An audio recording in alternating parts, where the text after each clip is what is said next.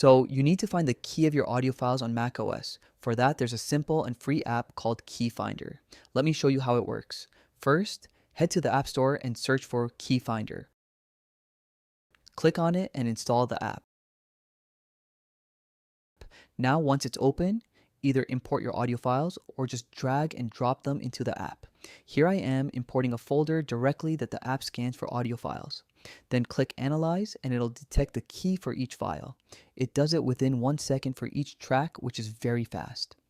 You've probably noticed that it shows you both the Camelot wheel notation, which is useful if you're a DJ, and the traditional musical key as well. Also, as a side note, the app works completely offline, so no internet connection is needed.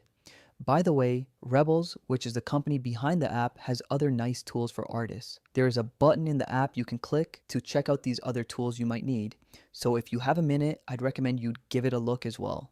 If there's anything you need me to clarify, or if this has been helpful, leave a like or a comment. That's the best way to support this channel. And if you need more tips like this one, feel free to subscribe as well. Thanks for watching and see you next time.